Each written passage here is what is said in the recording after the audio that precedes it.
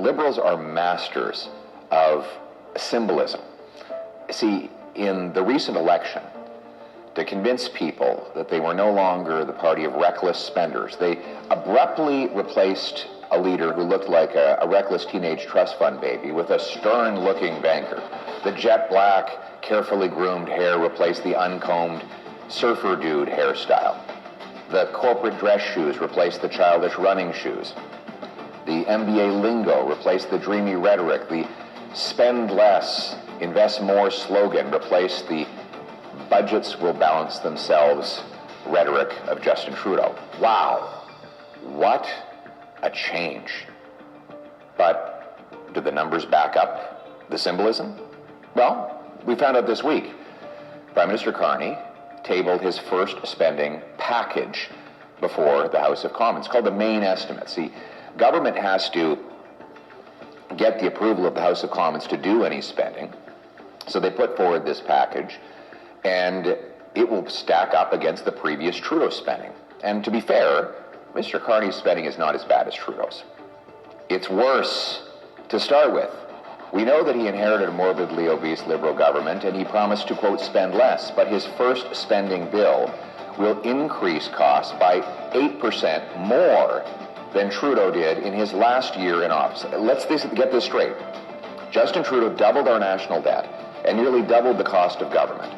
And Mark Carney was elected to bring those costs down, and in the first year after taking office, the year when you would expect him to take action against those out-of-control costs, he actually increased them by 8%. In fact, the spending will grow almost 3 times faster than the combined rate of inflation and population growth.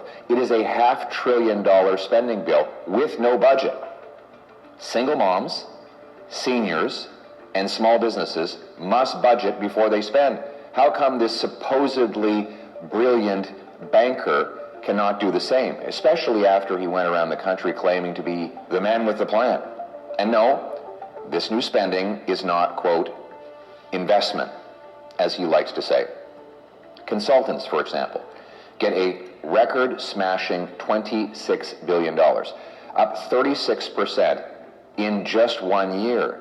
That's over $1,400 for every household in Canada in federal government consultants for the coming year. Spending on bureaucracy is up 6% to $63 billion. Again, almost doubling the pace of inflation and population growth. He literally promised in his Tuesday morning throne speech to cap operating spending at 2% per year, and then the afternoon of the same day, his government introduced a bill that would boost the overall spending by 8%. In other words, 4 times higher than he had promised that morning. Liberals changed the face at the top. You know, they plagiarized conservative economic speeches and messages. But all that really matters is the numbers. And the numbers don't lie. This is the same Liberal spending by the same Liberal team, which will bring the same Liberal debt, Liberal inflation, and Liberal taxes. It will mean our youth are still unable to afford homes, mothers lined up at food banks, seniors choosing between eating and heating. You know, you'll have to think twice before you even go for a little cup of coffee. So what do we do about it? Well, Conservatives are going to use our increased numbers in the House of Commons. We got an extra 24 seats and 2.4 million votes to fight for a lower cost government and more money in your pocket. We want cuts to bureaucracy, consultants, corporate welfare, foreign aid, and other wasteful spending to bring down debt, taxes, and inflation. We'll put hard caps on government spending. Instead of printing money, we'll empower Canadians to produce more of the stuff money buys: energy, homes, food, and more. That will bolster purchasing power with bigger paychecks that retain their buying power. We want to put you back in charge of your life and your money. We don't need a change in hairstyle in Canada. Not a new suit or a nice pair of shoes or even a fancy resume. What we need is a change in direction.